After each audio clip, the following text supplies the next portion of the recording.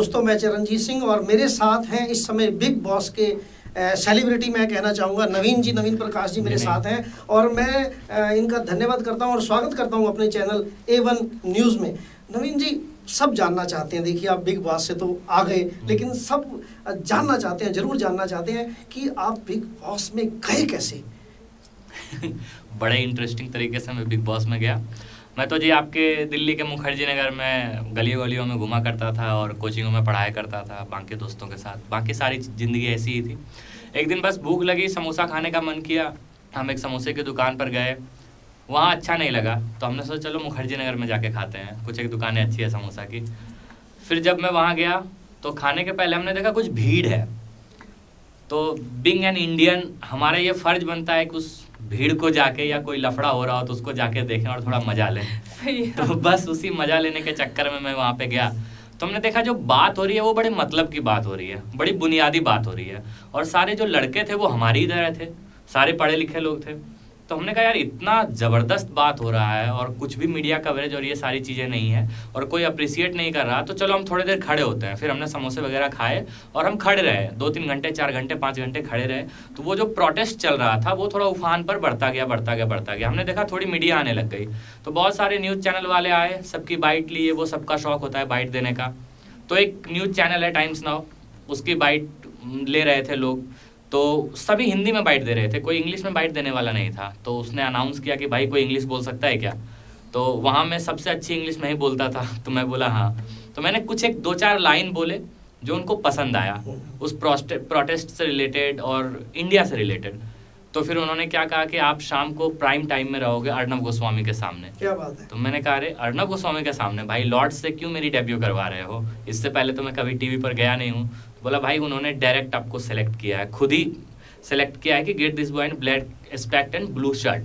तो मैं बोला क्या बात है। तो फिर मैं गया और आप सब ने यूट्यूब पर देखा होगा, लाइव भी देखा होगा, उसी डिबेट का एक नतीजा था कि पूरी इंडिया में लोग गली गली में, खास करके यूपीएससी एरिना के लोग मुझे पहचानने लगे।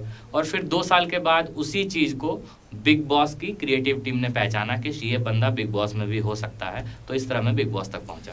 उस लबो-लब आप बताएं, वो जो अर्नब गोस्वामी भाई के साथ में जो आपका इंटरव्यू हुआ था, उसका लबो-लब आप, उसका कंक्लूजन हमारे दर्शकों को बताएं आप। अच्छा, उसका कंक्लूजन ये है कि देखिए, एक है इंडिया, एक है भारत। तो इंडिया के लिए बहुत सारे काम हो रहे हैं, बहुत सारे डेवलपमेंटल वर्क हो रहे हैं। भारत के लिए उतना काम नहीं हो पा रहा है। जैसे एक ही शहर है दिल्ली, दिल्ली में हम रहते हैं तो सारी सुख सुविधाएं दिल्ली के सारे लोगों के लिए होना चाहिए, लेकिन आपको पता है कि बहुत सारे ऐसे एरियाज में हैं जहाँ पर दिल्ली वाली सुविधाएं नहीं है। जैसे दिल्ली देहात है या झुग्गी झोपड़ी वाली जो कॉलोनी है वहाँ पर, लेकिन रिहायशी कॉलोनियों में थोड़ी फैसिलिटीज अलग होती है। तो ये डिफ्रेंसिएशन क्यों है? जब रिप्रेजेंटेटिव लोग एक ही बनाते हैं, उनके वोट का जो पार्टिसिपेशन है वो एक ही होता है। कोई 500 करोड़ का मालिक है, उसका वोट का वैल्यू एक, कोई 1 रुपये कमाता है तो उसके भी वोट का वैल्यू एक। तो फिर जब सरकार सुविधाएं देती है तो वो सुविधाओं में इतना अंतर क्यों है? तो कुछ ऐसी ही एक राजनीति चल रही थी एजुकेशन सिस्टम में, जिसके खिलाफ हम लोगों ने आंदोलन किया था। और बाद में सरकार झुकी भी, सरकार ने इस चीज़ को जायज़ माना कि नहीं, इनका आंदोलन सही था और उन्होंने हमारी मांग को पूरी भी की। और देखिए, पूरी करने के बाद उस आंदोलन के जो चेहरे थे वो कहीं ना कहीं सेटल हुए, कुछ ना कुछ किए। और हमें भी देखिए बिग बॉस जैसे, जो शायद वर्ल्ड की सबसे बड़ी रियलिटी शो होगी, क्योंकि नंबर ऑफ कंट्रीज में देखने के मामले में ये बाकी सारे रियलिटी शो से ज़्यादा है। तो फिर और सब बूट पर देखते हैं, इंटरनेट पर देखते हैं, तो उतने बड़े रियलिटी शो के क्रिएटिव टीम ने आपके एक प्रोटेस्टर को इनवाइट किया और अपने घर में रखा।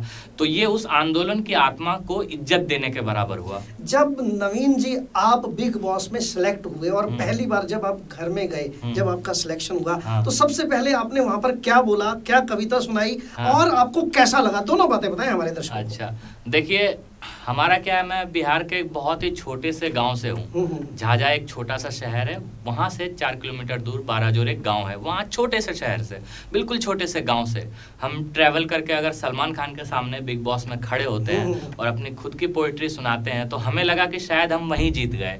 विनर को पैसे मिलेंगे, लेकिन हम यहाँ तक आ गए, अब यहाँ से वापस भी लौट जाओ तो मतलब कोई गम, कोई गिला शिकवा नहीं है। तो हमें अच्छा लगा। वहाँ पे मैंने अपनी पोइट्री सुनाई थी, वो पोइट्री मैं आपको सुनाता हूँ। जरूर। छोड़ मन की पीड़ा को, देख अपनी पीड़ा को, दूर नगर को जाना है, कदमों को तेज भगाना है। सोच में समय बर्बाद न करो, बीती बातों को याद न करो, 2-4 कदम तो चल के देखो, वेग खुद ब खुद आ जाएगा और तू जहां से चला था वह क्षितिज बन चुका होगा। तो ठीक वैसे ही मुझे भी ऐसा नहीं लगता था कि मैं इतनी दूर तक ट्रैवल कर पाऊंगा, क्योंकि वो दूरी ऐसी नजर आती थी कि आसमान वहां पे मिल रहा है। लेकिन जब मैं धीरे धीरे चलता गया तो मैं पीछे मुड़ के देखा कि मैंने जिंदगी कहाँ से शुरू की थी, तो मुझे वो क्षितिज ही नजर आया कि वहां भी मैं इतना दूरी ट्रैवल कर लिया हूँ कि वो क्षितिज जैसा लग रहा है। तो नवीन जी, थोड़ा सा रोमांटिक होते हुए आपसे बात करते हैं। बहुत सारी लड़कियां थी वहाँ पर, तो उन लड़कियों में सबसे ज्यादा सुंदर हमारी सोना जी भी यहाँ पर बहुत सुंदर है, और देखिए हंसी भी कितनी शानदार है। और मैं बताना चाहूंगा, आपको पूछना चाहूंगा, आप सोना जी को थोड़ा सा बताएं कि आपको उन लड़कियों में से सबसे सुंदर लड़की कौन सी लगी और किसको आपने दिल देने की कोशिश करी? जी देखिए, लड़कियां जो है वो सारी खूबसूरत होती है, मतलब वो लड़की है तो वो खूबसूरत है, भगवान बनाते ही उनको खूबसूरत। इधर देखिए, हम सोना जी खूबसूरत हमारे। जी, सोना जी भी खूबसूरत है। और बिग बॉस के घर में ऐसी कोई लड़की नहीं थी जिसको मुझे लगा कि मैं दिल दूं, लेकिन सारी लड़कियां खूबसूरत थी। मन से कुछ लोग बहुत अच्छे थे, जिसमें मुझे मोनालिसा जी दिल से बहुत अच्छी लगी, और मैं उनको बधाई देता हूं कि कल के एपिसोड में उनकी शादी होने वाली है। मैं विक्रांत भाई और मोना जी को बधाई देता हूं, वो दिल से काफ़ी अच्छी है। इंसान की खूबसूरती चेहरे से नहीं होती, इंसान के मन से होती है। तो वो मन से सारे लोग बहुत ही खूबसूरत थे, जिसमें मैं मोना जी को थोड़ा एज देता हूँ क्योंकि वो ज़्यादा सच्ची मुझे नजर आई। जब कभी बिग बॉस की बात होती है तो ग्लैमर भरा एक सामने हमारे तस्वीर नजर आ जाती है। उसमें देश भर के युवक युवतियां, कुछ स्टार्स सभी पार्टिसिपेट करते हैं। लेकिन जिस तरह से रूप चेंज हो रहा है बिग बॉस का, वहाँ पर गाली गलौज होने लगा है, झगड़े होने लगे हैं, और जिस तरह की बातें समाज तक पहुँचाई जा रही हैं, क्या उन बातों से इत्तेफाक रखते हैं? देखिए, इत्तेफाक रखना और नहीं रखना तो एक अलग चीज़ है। मैंने कभी बिग बॉस देखा नहीं था, शायद मैं देखा होता तो शायद मैं ना भी जाता। मैंने कम ही देखा था, न्यूज़ चैनल इन सब चीज़ों में देखा था। बाद में आया तो मैंने काफ़ी रिसर्च एनालिसिस किया इस पर, बहुत सारे लोगों से बातचीत किया, तो पता लगा आप सीजन 1 से ही देख लो तो वो कोई आश्रम नहीं है और ना वो कोई कॉमेडी शो है, वो एक गेम है। बेसिकली वहाँ पर क्या है, वो बिग बॉस का जो घर है वो एक ग्राउंड है, और उस ग्राउंड में क्या है कि अलग अलग मेंबर खेलते हैं। तो जब वो खेलते हैं तो उसमें गाली गलौज, उसमें धक्का मुक्की, उसमें प्रेशर, उसमें फ्रिक्शन, ये सारी चीज़ें होंगी। तो बिग बॉस के घर को आप घर की तरह ना लें, बिग बॉस के घर को आप आश्रम की तरह ना लें। वो वही मज़ा है, वहाँ पर वही मज़ा है। हाँ, कुछ चीज़ें हैं कि जो हद के बाहर नहीं होनी चाहिए, जो वहाँ पर होती रहती है, तो इन सब चीज़ों का कंटेस्टेंट को ख्याल रखना चाहिए। बाकी थोड़ी बहुत तो ज़रूरी है, अदरवाइज शो कोई देखेगा नहीं, क्योंकि वो एक गेम है ना, हम खेलने के लिए जाते हैं वहाँ पर। क्योंकि देखिए, मेरा हाथ भी टूटा है तो वो खेलने के ही क्रम में टूटा, लड़ाई में नहीं टूटा है। नवीन जी, जिस तरह का आपने अपना व्याख्यान किया, तो आप क्या किसी तरह से बिग बॉस को दोषी नहीं मानते कि समाज में जो विसंगतियाँ वो पैदा करते हैं अपने कार्यक्रम के माध्यम से, उनका भी फर्ज बनता है कि जो गलत चीज़ रिकॉर्ड हो गई है वो पब्लिक के सामने नहीं आनी चाहिए? क्योंकि हमारा समाज बहुत कुछ प्रेरणा लेता है टीवी से, फिल्मों से, तो इस बारे में अपना थोड़ा ध्यान आकर्षित करें कि क्या ऐसी चीज़ें रोकी नहीं जानी चाहिए? हाँ, देखिए, गलत और सही का जी अपना अपना डेफिनेशन है। वहाँ पर जो 24 घंटे में हम ढेर सारी चीज़ें करते हैं, तो बहुत सारी चीज़ों को वो नहीं दिखाते हैं। मैं आपको बताऊं कि वो 95% चीज़ों को नहीं दिखाते, 5% चीज़ों को ही दिखाते हैं। हमारी पॉपुलेशन 130 करोड़ की है। आप एक्स को सही बोलेंगे तो दूसरा वाला बंदा वाई को सही बोलेगा, तीसरा वाला बंदा जेड को सही बोलेगा। तो इसलिए क्या चीज़ सही है, क्या चीज़ गलत है, ये तो हमें नहीं पता। और हम सिर्फ बिग बॉस को ही दोषी क्यों माने या बिग बॉस को ही सही क्यों बोलें? सारे चैनल में सारे प्रोग्राम आते हैं, तो उसमें बिग बॉस के अंदर की जो अच्छाई है वो भी बाकी चैनलों में आपको दिख जाएंगे, बाकी शो में दिख जाएंगे। बिग बॉस के अंदर में अगर आपको कुछ बुराई है तो वो भी बाकी सारे जगहों पर दिख जाएंगे। तो आप अकेला बिग बॉस पर प्रश्न चिन्ह क्यों खड़ा करेंगे? दर्शकों, अब देख रहे हैं गर्मा गर्म बहस जारी है। नवीन प्रकाश जी बिग बॉस के कंटेस्टेंट रहे हैं, उन्होंने कोशिश की कि वहाँ पर ऐसी बातें ना हो जो समाज में विसंगतियाँ पैदा करें, लेकिन खेल तो खेल है।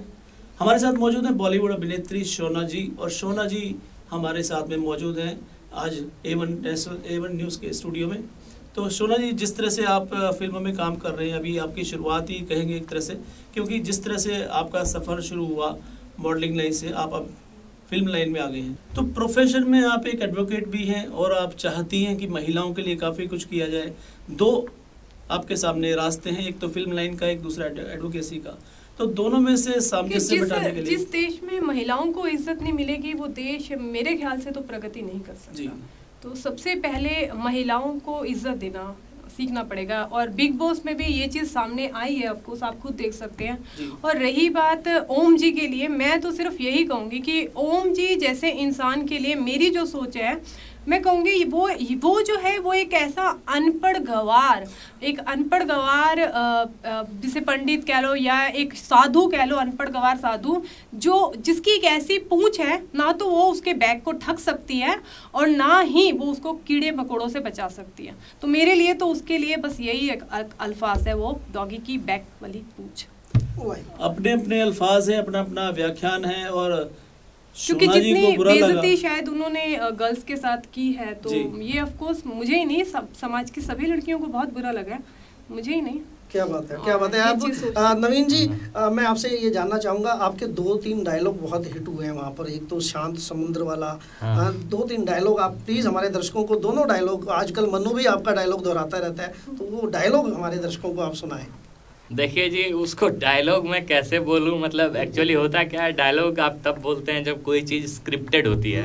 हमें वहाँ कोई स्क्रिप्ट नहीं मिलती थी। ये शो ना बिल्कुल भी स्क्रिप्टेड नहीं है, बिल्कुल रियल लाइफ की है। तो हम 24 घंटे में क्या क्या बोल जाते हैं हमें पता नहीं होता था, और वो कौन सी क्लिप काट के टीवी पर दिखाते हैं, तो घर के अंदर वालों को बिल्कुल पता नहीं है कि हमारी कौन सी बात घर के बाहर वालों को अच्छी लगी है। तो जब हम शो से बाहर निकले तो हमें सारे लोग बोलते थे, सर आप ये डायलॉग बोलो, सर आप वो डायलॉग बोलो, सर आप वॉइस क्लिप जरा मेरे को भेजो। हमने कहा भाई कौन सा, हमें खुद ही नहीं पता। तो जब मैं इसका ऑपरेशन करा रहा था तो मैंने वो वीडियो सारे अपने एपिसोड के डाउनलोड किए और मैंने देखा खुद का सारा एपिसोड, जो 27-28 एपिसोड मेरे आए थे। तो फिर मैंने देखा अच्छा ये क्लिप यहाँ से काटा छाटा है। हमें काफ़ी गुस्सा भी आया कि भाई इसके बाद और भी कई सारी चीज़ें थी वो नहीं दिखाया, इतना कम क्यों दिखाया, बहुत सारी चीज़ें नहीं दिखाई, इससे मेरा ऐसा हो सकता था, इससे मैं और प्रमोट हो सकता था। तो ऐसा होता है, इट हैपेंस, वो इंडिविजुअल की बात है। तो उसमें कुछ डायलॉग जो हिट हुए थे, जो बाकी सड़क पर लोग हमसे पूछा करते थे। जैसे एक छोटी सी बच्ची ने पूछा कि भैया आपने मोनालिसा के साथ डांस क्यों नहीं किया। तो वैसे ही ढेर सारे डायलॉग हैं। जैसे एक बार मैं खाने की टेबल पर स्वामी ओम पर गुस्सा होकर मैंने बोला था कि शांत समुद्र से डरा करो स्वामी ओम। ये गुस्सा अभी नहीं आपको दिखेगा, जो गुस्सा वहां पे दिखा था वो चेहरा भी नहीं दिखेगा, क्योंकि वो ओरिजिनल था, वो ओरिजिनल गुस्सा था। अभी मैं जो बोल रहा हूँ ये एक एक्टिंग है। तो आप इस क्लिप को उस क्लिप के बगल में आप रखना तो आपको बिल्कुल नजर आएगा कि वो ओरिजिनल है। तो इस वजह से वो उतना धांसू टाइप का दिखता है। लोगों को ऐसा लगता है यार शो स्क्रिप्टेड है, इन लोगों को बोला जाता है वैसे करने के लिए। दुनिया में कोई वैसी एक्टिंग नहीं कर सकता, और मुझसे आप गुस्से की एक्टिंग करवा लो नहीं आएगा। लेकिन आप सड़क पर मुझे मेरी माँ बहन की गाली दे के देख लो या मेरी गाड़ी में ठोक के देख लो, फिर मैं आपको दिखाता हूँ कि गुस्सा होता क्या है। नवीन जी, मैं जानना चाहता हूँ, हमारे दर्शकों के लिए ज्ञान के लिए बात करना चाहता हूँ कि अधिकतर देखा जाता है कि कोई पार्टिसिपेंट बिग बॉस में गलती करता है या नेगेटिव नंबर्स हासिल करता है, तो उसको बिग बॉस का बाहरी रास्ता दिखा दिया जाता है। लेकिन आपके मामले में कुछ विचित्र हुआ। आप बाहर आए, इज्जत से आए, किस तरह से, उसके बारे में थोड़ा सा हमारे दर्शकों को बताइए। नहीं जी, हमारे साथ तो ऐसा कोई वाकया नहीं हुआ कि कुछ गड़बड़ हो। मैं तो बड़े इज्जत के साथ बाहर आया। मेरा ऐसा कोई भी कंट्रोवर्सी नहीं है। आप गूगल पे सर्च करो नवीन प्लस कंट्रोवर्सी तो कुछ नहीं आएगा। आपको इज्जत क्यों मिली वहाँ पर? मैं ठीक ठाक था, शांत था। जितना कोशिश किया मैंने कम नेगेटिविटी फैलाने की कोशिश की वहाँ पर, और अच्छा अपना स्टैंड लेता था। मैं टास्क में अच्छा परफॉर्म करता था, मैं उस तरह से था। मैंने नेगेटिव पब्लिसिटी को अपना माध्यम नहीं बनाया। जैसे एक होता है ना, लोगों के मन में होता है कि पब्लिसिटी लेनी है, वो पॉजिटिव पब्लिसिटी हो या नेगेटिव पब्लिसिटी हो। मुझे लेना था कि पब्लिसिटी मिले ना मिले, लेकिन नेगेटिव पब्लिसिटी नहीं होनी चाहिए। क्योंकि बिग बॉस जो है वो ज़िंदगी का आखिरी शो नहीं है। ज़िंदगी शायद मेरी वहाँ से शुरू होती। मैं तो कॉमन मैन के तौर पे वहाँ गया था, और जब सेलिब्रिटी बन के बिग बॉस के बाहर आता, और अगर मैं घर के अंदर कुछ कंट्रोवर्सी किया होता तो शायद मैं दुनिया के सामने खड़ा नहीं हो पाता। आज मैं बिल्कुल खुले में घूमता हूँ, कहीं भी गोलगप्पे खाता हूँ, कहीं भी कुछ भी खरीद के खाता हूँ, सब जगह पे लोग मिलते हैं और कोई भी लोग मुझे नेगेटिव नहीं बोलता।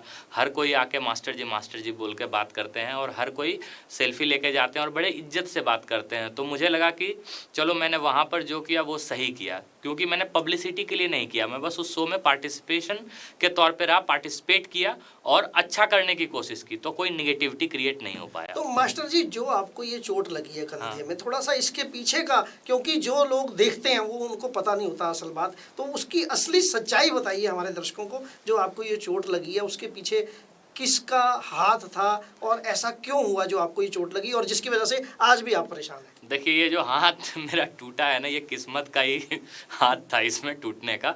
भगवान की बहुत बड़ी साजिश थी कि चलो इस इंसान को इज्जत से बाहर निकाल दो, क्योंकि मेरे निकलने के बाद वहाँ इतनी गंद फैली, आप सबने देखा होगा, और मैं उस गंद का पार्टिसिपेंट होता तो मैं भी कुछ ना कुछ तो करता ही करता। कीचड़ में आप रहोगे तो पैर हाथ तो मारोगे ही, आपको भी कीचड़ लगेगा। लेकिन मैं एक चीज आपको ना बताना चाहूंगी, देखिए जैसे समुद्र होता है, समुद्र जब पड़ले आता है ना, समुद्र भी अपनी जो रूल्स हैं वो खत्म कर देता है, किनारे तोड़ देता है। लेकिन एक सभ्य आदमी, एक संस्कारी आदमी, वो कभी भी अपना कैरेक्टर खराब नहीं करता।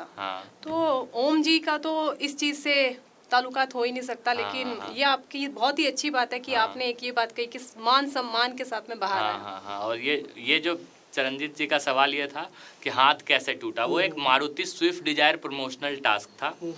तो उस प्रमोशनल टास्क में एक रिले रेस था, मैं बी प्लेस पर खड़ा था, वहाँ से एक कटीली तार के नीचे से क्रॉल करके जाना था। वो क्रॉल करने में, और नीचे जो है वो टर्फ बिछा था, प्लास्टिक की घास होती है। सामने वाली टीम को बलून मार के मुझे रोकना था और मैं क्रॉल कर रहा था। तो शुरुआत में ही शायद बलून मारने से मेरा हाथ स्लिप किया और बिल्कुल ये हाथ निकल गया, जैसे आप कोई कील दीवार से निकालते हो। लेकिन बेस्ट पार्ट ये था फाइटर वाला कि मैंने हाथ टूटने के बाद भी अपना टास्क पूरा किया। तो इस टास्क का नाम था Maruti Swift Dzire promotional push your limit task. लेकिन कोई डिजायर वाली आए नहीं मेरे पास बात करने के लिए। शायद ये वाला जो वीडियो था जो मैंने हाथ टूटने के बाद पूरा किया था, ये मारुति स्विफ्ट डिजायर का सबसे बेस्ट ऐड होता, क्योंकि पुश योर लिमिट टास्क था। लेकिन वो आए नहीं, क्यों नहीं आए पता नहीं। मैं उम्मीद करता हूँ जरूर वो आएंगे हमें एक बार बधाई देने के लिए। शायद हमारे चैनल की आवाज सुनकर उनको ये बात पहुंच जाए। मैं दूसरी बात और आपसे कहना चाहूंगा, जो ओम ये करेक्टर है, एक करेक्टर है वहाँ पर ओम, जो कपड़े तो उसने साधु के पहन रखे हैं, लेकिन जो जो उसने वहाँ पर किया है, मेरा ख्याल है कुछ चीज जैसा कि आप बता रहे हैं 5% ही रिकॉर्ड होता है, तो कुछ हमें वो बातें बताएं जो उसने और बहुत ज्यादा खराब करी हैं और आपको मालूम है। प्लीज हमारे दर्शकों को बताएं। सोना जी, आप जानना चाहेंगे ना? जी बिल्कुल, मैं खुद भी, मैं तो पता नहीं, शायद आप लोगों ने देखा होगा, वो हमेशा क्या करते हैं, कैमरे से बात करते रहते हैं, जी हमारी हत्या की साजिश हो रही है, जी ये हो रहा है, वो हो रहा है। मैं आपको बताऊं, वो जितने एलिगेशंस लगा रहे हैं कि वहाँ पे खाने में ड्रग्स मिलाया जाता था, तो भैया हम खाना तो हम ही बनाते थे, हम थोड़ी ड्रग्स मिला रहे हैं, हम कहाँ से ड्रग्स लाएंगे। वहाँ पे ऐसी कोई नशीली चीज़ें, कोई दारू शराब, ऐसा कुछ नहीं होता है। कुछ भी ऐसा, मतलब जो जितने भी आरोप लगा रहे हैं वो सारे निराधार आरोप हैं। एक चीज़ क्या होती है कि आपने देखा होगा कई न्यूज़ चैनल वगैरह में उनके बारे में बोला जाता है, मैंने एक पत्थर फेंका और वो जिस जगह पे लग गया, बोला जी मैं वहीं पे मारा था, देखो मेरा निशाना कितना तगड़ा है, ठीक है। वो उसके बाद उनकी क्या आदत थी कि वो ऐसे लोगों को टारगेट करो, ऐसे लोगों के बारे में कुछ बोलो कि मीडिया उस चीज़ को पकड़े, तो वो नेगेटिव पब्लिसिटी करके शायद वो फ्यूचर में मतलब पॉजिटिव हो जाए, मुझे नहीं पता है। जैसे होता है ना, आप घर घर फेमस हो गए, उसके बाद हाथ जोड़ लो, भैया मुझे माफ़ कर दो, मुझसे तो गलती हो गई। क्षमा प्रार्थी तो उनके पॉकेट में रहता है, 600-700 दे देते हैं, तो 130 करोड़ क्षमा भी उनके पास होगा पॉकेट में। वो शायद 6 महीने के बाद मांग लेंगे, लेकिन घर घर में स्वामी ओम पहुँच जाए। और बेसिकली मैं उनको स्वामी कहना तो गड़बड़ है। एक घर में बुजुर्ग होने के नाते, मैं पहला बंदा था जब मैंने उनसे लड़ाई की थी, लेकिन एक बुजुर्ग होने के नाते मैं क्या करता था, उनको खाना वाना दिलवा दिया करता था। और उस घर की सबसे बड़ी समस्या ये होती है 24 घंटे आप काटोगे कैसे, तो वो एक ऐसा रेडियो है जिनको हम ऑन कर दिया करते थे, स्वामी जी आप कुछ बोलो, तो वो बोलते भाई एक बार पाकिस्तान से मिसाइल आ रहा था, हमने अपनी मंत्र शक्ति से उसको बंगाल की खाड़ी में गिरा दिया, तो इससे हमने भारत देश को बचाया और मैं सच्चा देशभक्त हूँ। तो मतलब ऐसी चीज़ें सुन के आप क्या वक्त काट सकते हो, टीवी नहीं होता, ये नहीं होता, तो वो वक्त काटने की मशीन घर के अंदर बड़े अच्छे थे। लेकिन जो गंद उन्होंने फैलाया है घर के बाहर आके, वो तो मैं आपको बता नहीं सकता। वो ऐसे ऐसे दावे कर रहे हैं, तो मैं क्या बताऊं आपको। मैं सारे जो भी न्यूज़ चैनल में जाते हैं लोग, वो जितने दावे करते हैं, तो पता नहीं मुझे सारे एंकर उनसे पूछते क्यों नहीं कि क्या आप कभी बिग बॉस के घर के बाहर सलमान खान से मिले हो। ऑफ स्टेज कभी भी कोई भी कंटेस्टेंट सलमान खान से नहीं मिल पाता है। वो बड़े खुशनसीब कंटेस्टेंट होते हैं जो जब सलमान जी वहाँ से स्टेज से उतर के गाड़ियों में जा रहे होते हैं, तो आप सड़क पे खड़े हो तो आप मिल जाओगे। वो ऐसा नहीं है सलमान जी का घर है कि आपको वो बेडरूम में बिठाएंगे या आपको वो लिविंग एरिया में बिठाएंगे या आपको गार्डन में मिल जाएंगे। वो हम एक पिंजड़े में बंद हैं। हम एक जानवर की तरह हैं, हम एक कंटेस्टेंट है वहाँ पर, और सलमान जी स्टेज पर हैं, वो हमें टीवी के थ्रू मिलते हैं। तो भैया स्वामी जी से हम ये पूछते हैं, स्वामी जी आपने ब्लूटूथ से, वाईफाई से या योगा से थप्पड़ मारा था, या तो स्वामी जी आप कुछ बिना खाए ऐसी नींद में सोते हो कि सपने आपको बड़े तगड़े आते, पैर हाथ धो के सोया करो। नवीन जी एक मोटिवेटर भी हैं, बहुत बढ़िया कविताएं लिखते हैं, सुंदर सुंदर सजी हुई कविताएं लिखते हैं। तो नवीन जी मेरा एक निवेदन है आपसे, एक मोटिवेशन वाली एक कविता हमारे दर्शकों के नजर करने की कृपा करें। आपका बहुत बहुत धन्यवाद होगा, प्लीज। जी, मैं जहाँ भी जाता हूँ तो ये कविता मैं सुनाता हूँ। मैं ये चाहता हूँ कि ये कविता हर एक इंसान सुने, क्योंकि हर एक इंसान को ये पता नहीं होता कि मैं आगे 5 साल, 10 साल, 15 साल, 20 साल के बाद क्या रहूँगा, क्या बन पाऊँगा, वक्त आगे कैसा होगा। तो उस सिचुएशन में क्या होता है, बहुत सारे लोग डिप्रेस हो जाते हैं या बहुत सारे लोग अपने ज़िंदगी के रास्ते बदल लेते हैं। जो लोग ज़िंदगी के रास्ते नहीं बदलते वो अच्छा चेहरा ना होते हुए भी नवाजुद्दीन सिद्दीकी बन जाते हैं, वो अच्छा पढ़ा लिखा ना होते हुए भी अब्राहम लिंकन बन जाते हैं। तो बस बेसिकली बात ये है कि आप खुद को पहचानिए। तो उसी चीज़ को आगे बढ़ाते हुए मैंने ये पोइट्री लिखा है। पहले मैं खुद को ही मोटिवेट करता था, अब दुनिया के काम आए तो मेरे लिए इससे अच्छी बात और नहीं होगी। खुद को पहचानो हो कौन तुम, शायद जानते नहीं इसलिए हो मौन तुम। दावा है मेरा तेरे खून में भी एक ताजगी है, बनाओ इसे बड़ी अनमोल तेरी जिंदगी है। अगर शक है तो सुनो, अपना साथी अपने दिल को चुनो। पूछो जरा, कहो भला बुरा, हीरा पत्थर ही रह जाता अगर पहचानने वाले ना होते। जमीन में दबा रह जाता अगर निकालने वाले ना होते। अगर महसूस होता है ऐसा तो फिर शक कैसा। निकल पड़ो पर्वतों का सीना चीरने, सागर का पानी रेगिस्तान में डालने। तुम्हारे साथ सबकी दुआ है, खुद को पहचानो, तेरी शक्ति का एहसास किसी को हुआ है। बहुत बढ़िया, बहुत बढ़िया। देखो दर्शकों, वाकई इस तरह की कविताएं हमें सुननी भी चाहिए और अपने जीवन में लेके आनी चाहिए। तो नवीन जी, बिग बॉस अब खत्म होने वाला है, कुछ ही एपिसोड रह गए हैं। जो बीच में हुआ सब आप देख रहे होंगे, या आप वहां पर आपने उसको जिया भी है। क्या लगता है आपको, उस बिग बॉस कौन जीतेगा?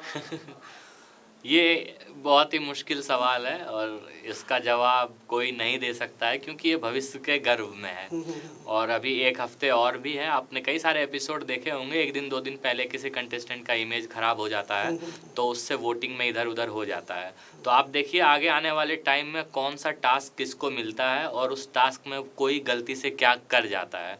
जैसे आपने थोड़े दिन पहले देखा होगा बानी का और लोपामुद्रा का जो अभी वो टेलीफोन टास्क हुआ था, उसमें क्या है कि दोनों की इमेज नेगेटिव हो गई, जबकि दोनों का इंटेंशन मुझे गलत नहीं लगा, बस वो अपना टास्क कर रहे थे। लेकिन बातें बोलने के क्रम में कुछ बातें ऐसी निकल जाती हैं जिसके बहुत सारे मायने हो जाते हैं, बहुत सारी मीनिंग हो जाती है, किसी को चुभ जाता है, दोनों में लड़ाई हो गई।